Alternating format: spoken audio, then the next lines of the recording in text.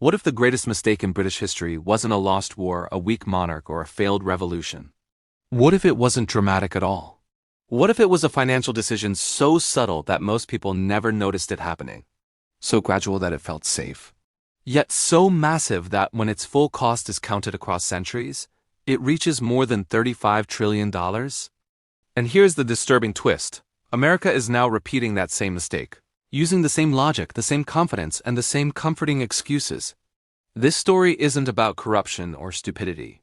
It's about systems that work brilliantly until they don't. It's about promises made to the future, and a bill that arrives far later than anyone expects. The mystery we are solving today is simple but unsettling. How did Britain finance global dominance without collapsing? And why did that same system slowly drain the empire from the inside? To answer that, we have to go back to a time when Britain was not just a nation, but the center of the world's money, trade, and power. In the late 1600s, Britain faced a brutal reality. Wars were becoming larger, longer, and far more expensive. Maintaining ships, soldiers, colonies, and global trade routes required a steady flow of money that taxation alone could not provide. Raising taxes too quickly risked revolt. Cutting spending risked defeat. So Britain made a revolutionary move. In 1694, the Bank of England was created, and with it, a radical idea. The state would borrow money from private investors and promise to repay it with future tax revenue. Instead of paying for wars up front, Britain would spread the cost across generations. This was not accidental debt. It was permanent debt by design. At first, it looked like pure genius. Unlike France or Spain, Britain built institutions people trusted. The government honored its debts. Bonds could be bought, sold, and traded. Investors believed Britain would always pay. That trust allowed Britain to borrow at lower interest rates than its rivals. Debt became a weapon. It funded the Royal Navy, it funded colonial expansion, it funded industrial growth and global trade dominance. Each war added more debt, but each victory expanded British power. Each expansion increased trade and tax revenue. The system seemed perfectly balanced. For more than a century, it worked, and then something dangerous happened. Debt stopped feeling dangerous. By the early 1800s, after the Napoleonic Wars, Britain's national debt had grown to more than 200% of its entire economy. By normal standards, this should have meant disaster, but nothing collapsed. The empire expanded. Trade exploded. London became the financial capital of the world. The pound became the currency of global commerce. This created a powerful illusion. If debt didn't destroy Britain then, it never would. Borrowing became routine. Old debt was rolled over into new debt. Interest payments became permanent, not temporary. No one seriously asked what would happen if growth slowed or if global dominance faded. The empire hid the problem. As long as Britain controlled trade routes, colonies, and finance, the system appeared stable. But stability created complacency, and complacency allowed the mistake to grow silently. The real turning point came in the 20th century. 2 world wars changed everything. Britain won, but victory came at an enormous cost. The country was financially exhausted. Its industrial base was damaged. Its population was strained. And most importantly, it now owed massive sums to a rising power across the Atlantic. By 1945, Britain was no longer the world's banker. It was a debtor to the United States.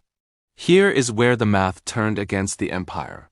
Debt that once funded expansion now funded survival.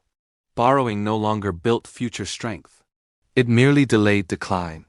Interest payments consumed resources that could have gone into rebuilding or innovation. Then came the decisive shift. The pound lost its role as the world's reserve currency. The US dollar took its place. This mattered more than most people realize. Reserve currency status allows a nation to borrow cheaply and endlessly because the world needs its money. Once Britain lost that privilege, the system that had empowered the empire began to restrict it. Britain didn't collapse in flames, it contracted. Military reach shrank, colonies dissolved, global influence faded. And all the while, Britain kept paying interest on debt accumulated long before, rolled over generation after generation. When economists calculate the total long-term cost of Britain's borrowing system, including centuries of interest payments, the number becomes almost unimaginable.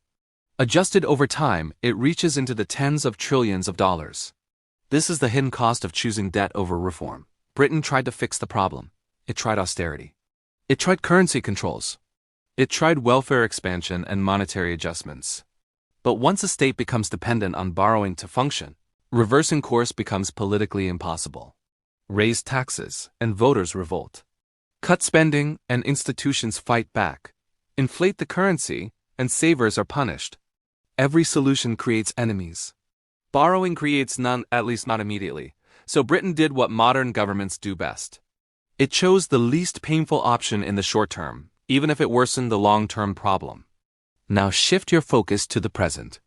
The United States today carries more than $34 trillion in national debt. It runs persistent deficits. It pays hundreds of billions each year just to service interest. Like Britain once did, America benefits from immense trust, deep financial markets, and reserve currency status. The dollar is the backbone of global trade. Foreign governments and investors willingly hold U.S. debt, and just like Britain, America hears the same reassurance. This is different. We can handle it. We always have. History offers a quieter, darker response. Debt works when it funds future growth. Debt fails when it funds present comfort. Look at the repeating patterns. Rising interest costs. Political paralysis. Increasing reliance on monetary expansion. Faith that confidence will never break. Britain believed the empire would last forever too. Empires do not fall when debt is highest. They fall when debt stops buying growth and starts buying time. That is Britain's $35 trillion mistake. Not borrowing itself, but believing the bill would never come due. America now stands at the same crossroads, with better technology, larger markets, and the same human psychology that shaped every empire before it. The question is not whether debt matters. The question is whether history will repeat quietly, or whether this time the ending will be louder. If you want more deep, cause and effect stories about money, power, and the hidden systems shaping our future, subscribe to the channel. Because the most dangerous forces in history are not the ones we fear, but the ones we stop questioning.